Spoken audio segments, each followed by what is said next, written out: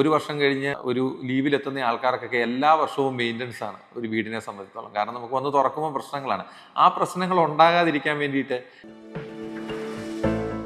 നമുക്കറിയാം നമ്മുടെ പലരുടെയും വീടുകൾ ഇപ്പം കൂടുതലായിട്ട് ഇവിടെ അടഞ്ഞു കിടക്കുകയാണ്. നമുക്കറിയാം എല്ലാ വീടുകളിലും തന്നെ ഒരു NRI എങ്കിലും ഉള്ള ഒരു മേഖലയാണ് നമ്മുടെ. അപ്പം അങ്ങനെയുള്ള വീട്ടുകാരോട് നമുക്ക് പറയാനുള്ളത്, ഞങ്ങൾ കൂടുതലായിട്ട് റെക്കമെൻഡ് ചെയ്യാറുണ്ട് ഞങ്ങളുടെ കസ്റ്റമറോടൊക്കെ, ആഴ്ചയിൽ ഒരു ദിവസമെങ്കിലും ഈ വീടുകളൊന്ന് തുറന്നിടാൻ ശ്രമിക്കണമെന്നുള്ളതാണ്. കൂടുതലായിട്ട് നമ്മൾ തടിയാണെങ്കിൽ കൃത്യമായിട്ട് നമ്മളത് അതിൻ്റെ ജനലുകളും അതുപോലെ വാതിലുകളും എല്ലാം തുറന്നിട്ടില്ലെങ്കിൽ തടിക്ക് 100% കംപ്ലൈൻറ്റ് ഉണ്ടാകാനുള്ള സാധ്യത.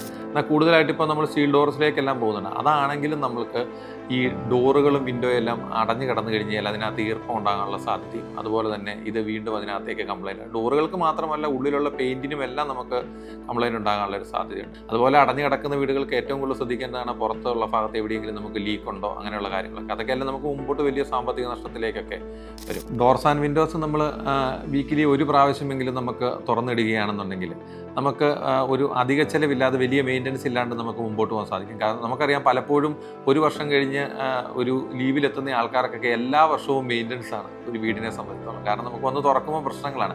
ആ പ്രശ്നങ്ങൾ ഉണ്ടാകാതിരിക്കാൻ വേണ്ടിയിട്ട് വീക്കിലി ഒരു പ്രാവശ്യമെങ്കിലും നമ്മൾ ഈ ഡോർസ് ആൻഡ് വിൻഡോസ് ഒന്ന് തുറന്നിട്ട് നല്ല കാറ്റും വെളിച്ചമൊക്കെ ഒന്ന് കയറുകയും ഒന്ന് ക്ലീനിങ്ങും ചെയ്ത് കഴിഞ്ഞ് കഴിഞ്ഞാൽ നമുക്ക് വലിയ തോതിലുള്ള ഒരു സാമ്പത്തിക ലാഭം നമുക്കുണ്ടാകും. ഈ വീടിൻ്റെ മെയിൻ്റനൻസ് വളരെ പകുതിയിൽ താഴത്തോട്ട് നമുക്ക് കുറയുകയും ചെയ്യും.